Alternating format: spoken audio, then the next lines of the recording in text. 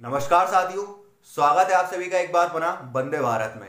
इससे पहले हमने बात करी थी मध्य प्रदेश राज्य के इतिहास के अंतर्गत जो हमारा वाकाटक वंश था उसके बारे में, और वाकाटक वंश के बाद जो अब हमारा अगला वंश है वो है ओलिकर वंश। तो चलिए शुरुआत करते हैं हम ओलिकर वंश के बारे में जानना। देखिए, ओलिकर वंश जो है आपका, ये वाकाटक वंश की तरह ही गुप्त काल के समकालीन एक वंश रहा है। ओलिकर वंश भी वाकाटक वंश की तरह ही गुप्त काल के समकालीन एक वंश रहा है। और अगर हम बात करें ओलिकर वंश के बारे में, तो इसके बारे में ऐसा भी कहा जाता है कि ओलिकर वंश के जितने भी शासक थे, ओलिकर वंश के जितने भी शासक थे, इन्होंने मध्य प्रदेश राज्य के प्राचीन मंदसौर क्षेत्र में गुप्त साम्राज्य के सामंत के रूप में काम किया है। ठीक है, जो ओलिकर वंश के जितने भी शासक थे, इन्होंने मध्य प्रदेश राज्य के प्राचीन मंदसौर क्षेत्र में गुप्त साम्राज्य के सामंत के रूप में काम किया है। तो पहली इंपॉर्टेंट बात कौन सी आती है कि जो आपका ओलिकर वंश था, ओलिकर वंश का साम्राज्य कहां पर विकसित था? तो याद रखिएगा, ओलिकर वंश का जो साम्राज्य था ये था मध्य प्रदेश राज्य के प्राचीन मंदसौर क्षेत्र में विकसित था। ठीक है, मध्य प्रदेश राज्य के प्राचीन मंदसौर क्षेत्र पहले ओलिकर वंश के साम्राज्य के अंतर्गत आया करता था। अगर आप मैप देखोगे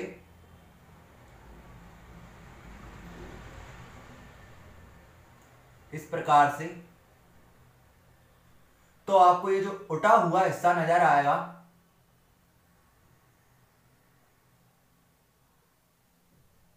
इस प्रकार जो आपको ये उठा हुआ हिस्सा नजर आएगा, जिसमें मध्य प्रदेश राज्य का मंदसौर जिला और उसी का हिस्सा रह चुका नीमच नामक जिला स्थित है। यही क्षेत्र जो है पहले ओलिकर वंशीय शासकों के साम्राज्य के अंतर्गत आया करता था। तो याद रखिएगा, ओलिकर वंश का साम्राज्य मध्य प्रदेश राज्य के प्राचीन मंदसौर क्षेत्र में था। अब हम बात करते हैं ओलिकर वंश के शासकों के बारे में। तो ओलिकर वंश का जो पहला शासक था वो था राजा जयवर्मन।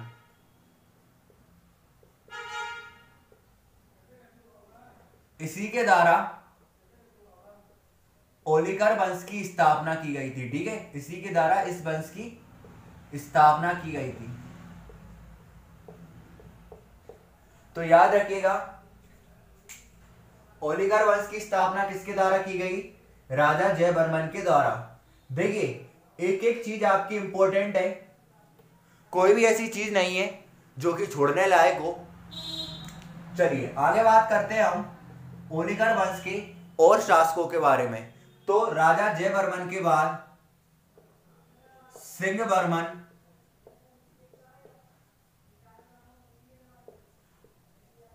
नरवर्मन, बंधुवर्मन और यशोवर्मन इत्यादि शासकों ने ओलिकर वंश के राज सिंहासन का राज्यभार संभाला। ठीक है, राजा जयवर्मन के बाद सिंहवर्मन, नरवर्मन, बंधुवर्मन और यशोवर्मन नामक शासकों ने ओलिकर वंश की राज्य सत्ता को संभाला। फिर देखिए, जो आपका नरवर्मन था, ओलिकर वंशीय शासक नरवर्मन के बारे में ऐसा माना जाता है कि नरवर्मन जो था ये चंद्रगुप्त द्वितीय के समकालीन था। ठीक है,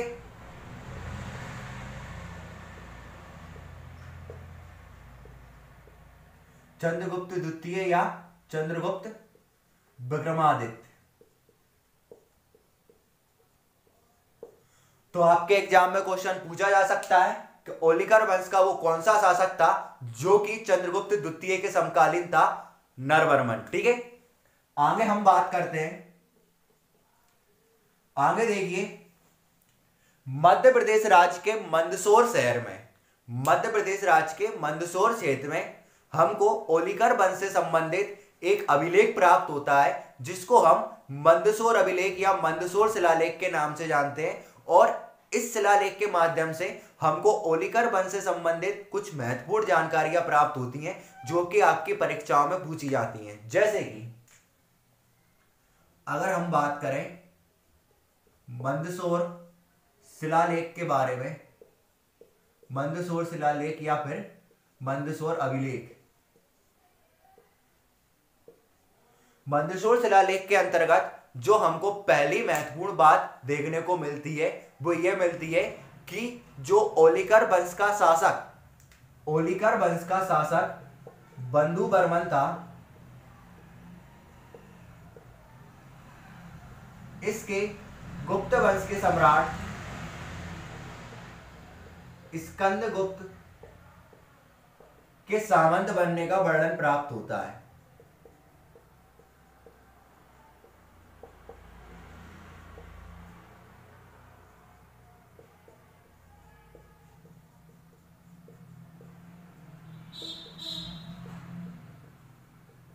मतलब इस अभिलेख में क्या लिखा है कि ओलिकर वंशीय शासक जो था बंधुवर्मन, पहले इसकी क्या थी, एक स्वतंत्र सत्ता थी।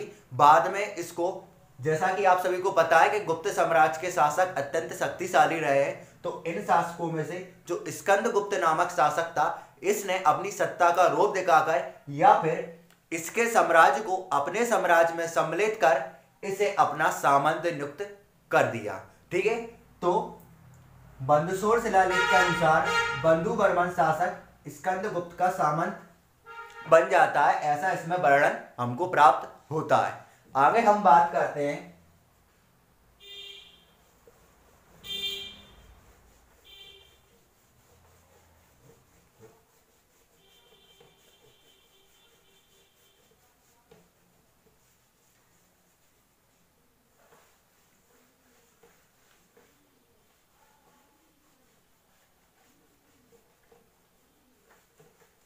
देखिए जो मंदसौर शिलालेख है आपका,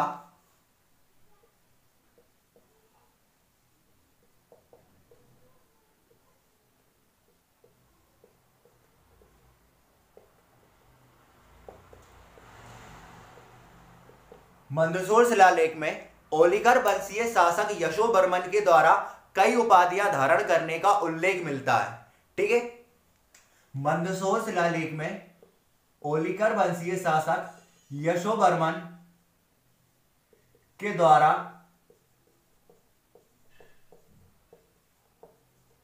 कई उपाधियां धारण करने का वर्णन मिलता है।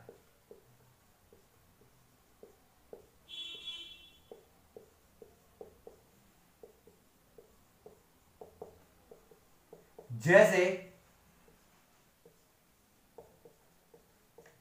जनेन्द्र, नरोदीपति,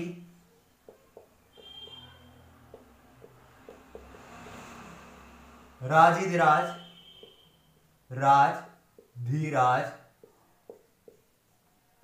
और परमेश्वर।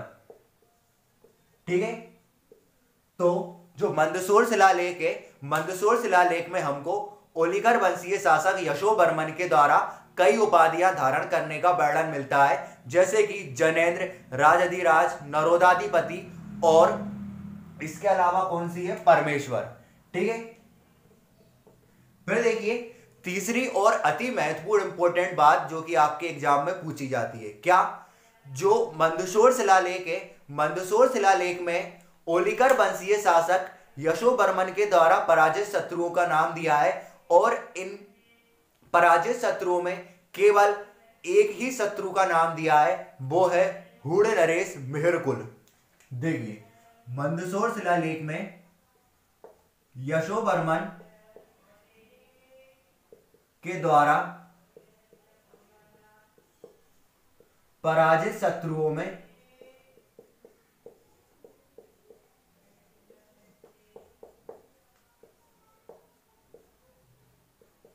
केवल किसका नाम दिया है, हूण नरेश मिहिरकुल का।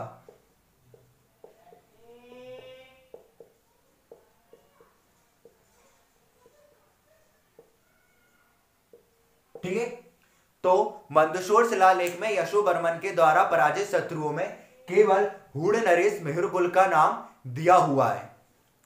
अब यशोवर्मन के बारे में एक और चीज और सुनने को मिलती है कि यशोवर्मन जो था, इसके बारे में ऐसा कहा जाता है कि यशोवर्मन जो था ये पहले गुप्त वंशीय शासक बालादित्य के सामंत था। ठीक है, यशोवर्मन गुप्त वंशीय शासक बालादित्य का सामंत था।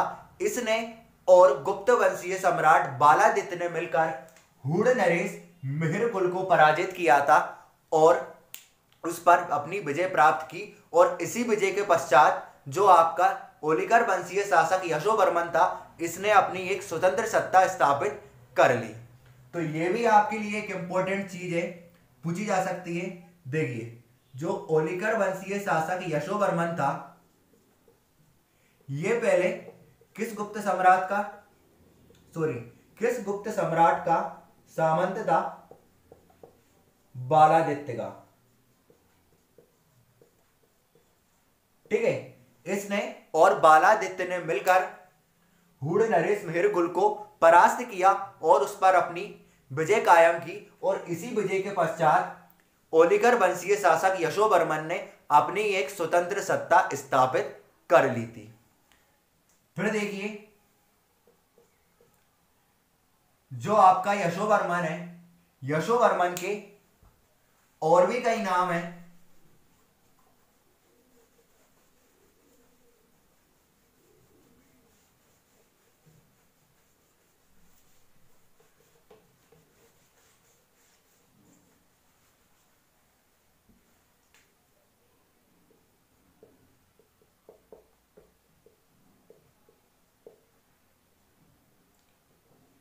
एक इसका नाम है यशोवर्धन, कहीं कहीं पर इसको हम यशोधर्मन के रूप में ही पढ़ते हैं और कहीं हम इसको विष्णु वर्धन के नाम से भी जानते हैं। ओलिकर वंश का सबसे प्रतापी शासक यही है। ऐसा माना जाता है कि ओलिकर वंश जो था ये गुप्त वंश के समकालीन ही एक वंश था और शुरुआत में इस वंश के शासक जो थे ये गुप्त साम्राज्य के सामंत के रूप में काम किया करते थे। धीरे धीरे इन शासकों ने अपनी एक स्वतंत्र सत्ता स्थापित कर ली थी और बाद में ओलिकर वंशीय शासक यशोवर्मन के द्वारा जो आपका ओलिकर वंश था इसके साम्राज्य में तीव्र गति से वृद्धि की गई और इसके समय में जो ओलिकर वंश का साम्राज्य था यह पूरे उत्तर भारत में फैल चुका था। तो ओलिकर वंश का सबसे प्रतापी शासक यही था, यशोधर्मन। ठीक है, याद रखिएगा। इसके अलावा ओलिकर वंश में हमको और भी कोई महत्वपूर्ण बात देखने को नहीं मिलती है। चलिए एक बार हम सभी चीजों का रिवीजन कर लेते हैं। देखिए, ओलिकर वंश जो है आपका ये गुप्त वंश के समकालीन ही एक वंश है और इस वंश के बारे में ऐसा कहा जाता है कि इस वंश के जो शासक थे ये गुप्त साम्राज्य के सामंत के रूप में मध्य प्रदेश राज्य के प्राचीन मंदसौर क्षेत्र में शासन किया करते थे। ठीक है, इसके बाद ओलिकर वंश का जो पहला राजा था वो था राजा जयवर्मन, जिसके द्वारा ओलिकर वंश की स्थापना की गई थी। राजा जयवर्मन के बाद सिंहवर्मन, नरवर्मन, ठीक है, इसके बाद बंधुवर्मन और सिंहवर्मन आदि ने ओलिकर वंश का राज्यभार संभाला। इनमें से नरवर्मन के बारे में ऐसा कहा जाता है कि नरवर्मन जो था ये चंद्रगुप्त द्वितीय के समकालीन था। इसके बाद हम बात करते हैं तो ओलिकर वंश से संबंधित मध्य प्रदेश राज्य के मंदसौर शहर में हमको ओलिकर वंश से संबंधित एक शिलालेख मिलता है या अभिलेख मिलता है जिसमें हमको ओलिकर वंश से संबंधित 3 महत्वपूर्ण बातें जानने को मिलती हैं।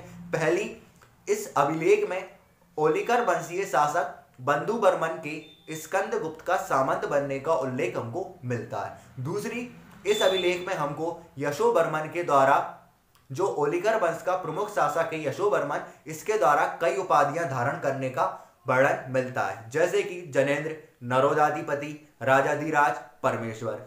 तीसरी और महत्वपूर्ण इंपॉर्टेंट बात, इस अभिलेख में हमको यशोवर्मन के द्वारा पराजित शत्रुओं में केवल हुड़ नरेश मिहिरकुल का नाम देखने को मिलता है।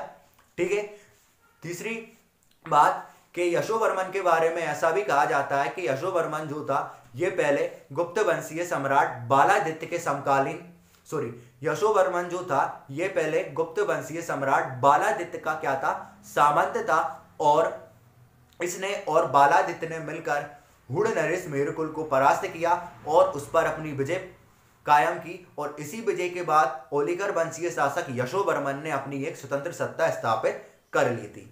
ठीक है, और यशोवर्मन के और कौन कौन से नाम है? यशोवर्धन, यशोधर्मन, विष्णुवर्धन। ठीक है, और ओलिकर वंश का सबसे प्रतापी शासक कौन था? यशोवर्मन ही था।